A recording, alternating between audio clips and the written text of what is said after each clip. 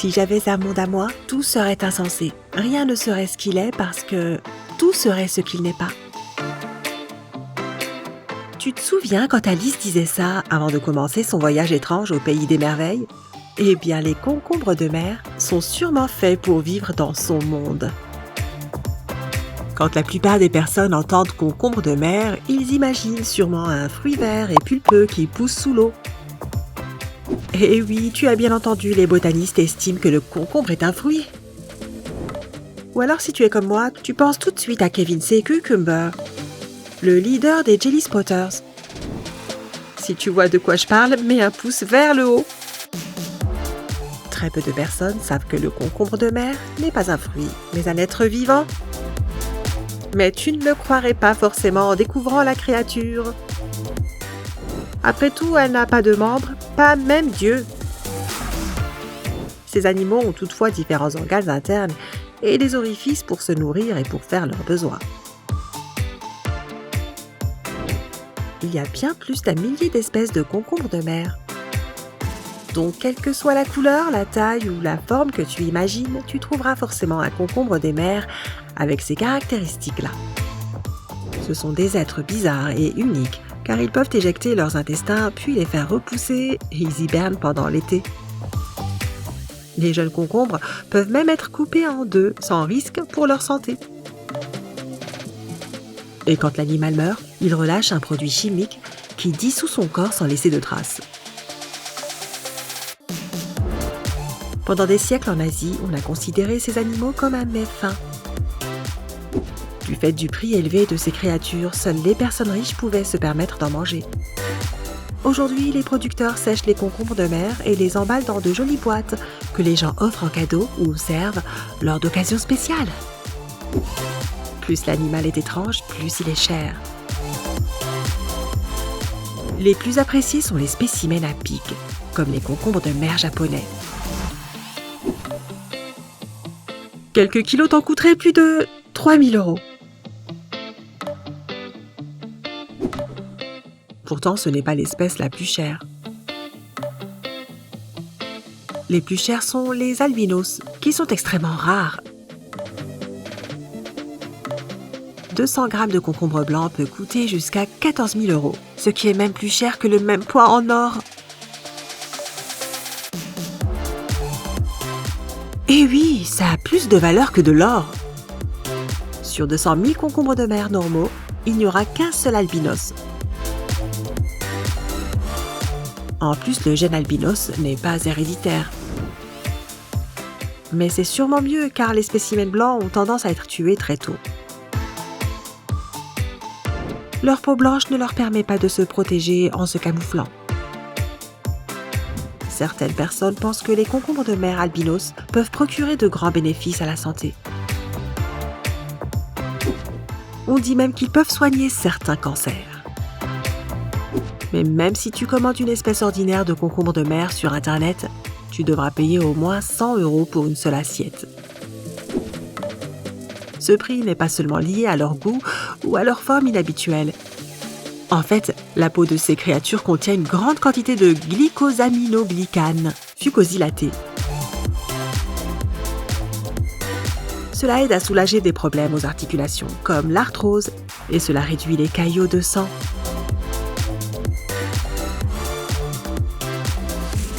Du coup, 7 de ces 70 espèces exploitées sont déjà jugées en danger de disparition. Cela augmente encore plus leur prix. Les concombres de mer sont des créatures vraiment uniques. Mais de manière intéressante, ce ne sont pas les seuls animaux qui ne ressemblent pas à des êtres vivants. Il est temps de découvrir d'autres maîtres en la matière. La menthe orchidée. À première vue, tu croiras voir une jolie fleur. Mais tu changeras sûrement d'avis en remarquant que cette fleur attrape les mouches et commence à les mâcher. En fait, cette orchidée est un insecte, pas une plante carnivore. Son visuel de belle orchidée est tellement convaincant qu'il est assez dur de distinguer cette menthe de vraies fleurs. Les entomologistes pensent que ce déguisement de fleurs a deux buts. La menthe orchidée peut se cacher de prédateurs éventuels et piéger leur proie.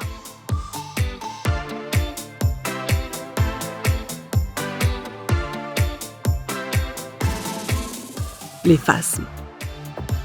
Ce que la plupart d'entre nous appellent des phasmes sont en fait des phasmatodea dans le langage entomologique. Ces étranges créatures ressemblent comme deux gouttes d'eau à des brindilles jusqu'à ce qu'une d'elles s'échappe de ta main.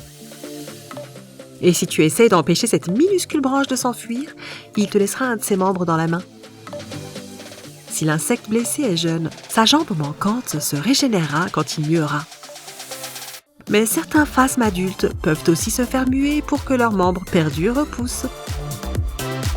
Ce qui est encore plus étrange, c'est que les jeunes phasmes mangent leur exosquelette après leur mue pour en récupérer les protéines.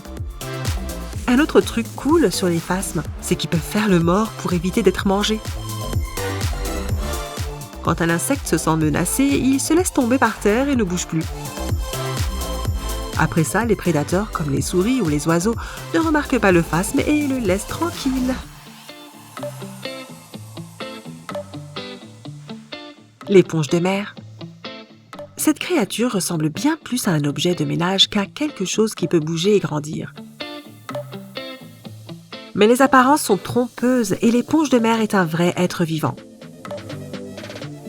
Elle n'a pas d'organes internes, mais elle a tout un réseau de canaux internes qui font passer l'eau dans son corps. Comme ça, l'animal se nourrit en filtrant les particules de nourriture présentes dans l'eau.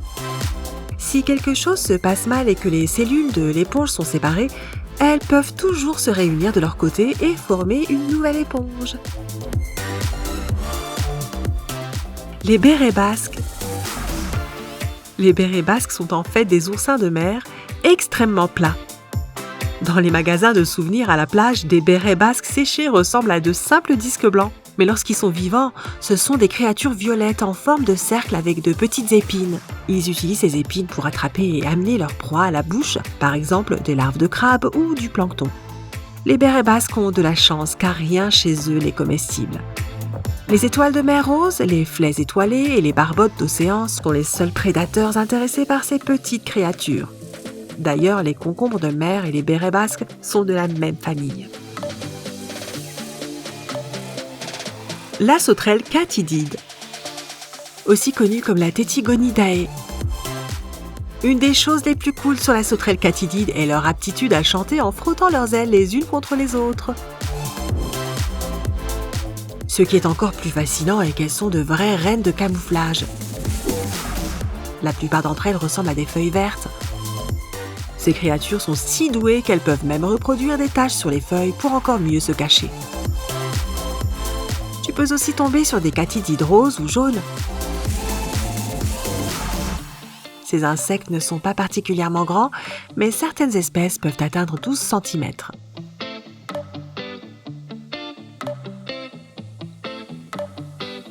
La feuille morte du chêne.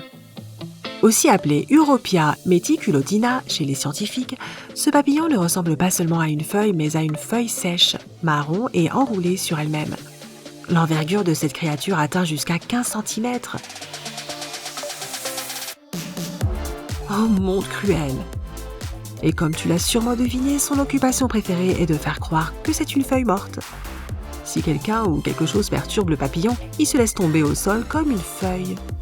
Si tu regardes bien cet insecte, tu verras qu'il a des marques qui ressemblent vraiment aux veines des feuilles. Il a aussi les extrémités irrégulières, ce qui rend la ressemblance encore plus frappante. Les vers tubicoles géants. Ce ver ne ressemble en rien à ce que tu peux imaginer sortir de terre un jour de pluie. Ces créatures sont même d'une certaine beauté. Elles ressemblent à des fleurs sous-marines exotiques. Les vers tubicoles se nourrissent des bactéries qui vivent dans leur corps. Sans ces bactéries, ils ne seraient pas capables de tirer leurs nutriments de l'eau. En fait, ces animaux ont des estomacs qui grandissent assez tôt et ils en ont besoin pour manger les bactéries et digérer la nourriture. Mais ensuite, quand leur exosquelette grandit, ils n'ont plus jamais besoin de manger. lequel de ces maîtres du déguisement t'a le plus impressionné? Dis-nous dans les commentaires. N'oublie pas d'aimer la vidéo, de la partager avec tes amis et de t'abonner pour rester avec sympa.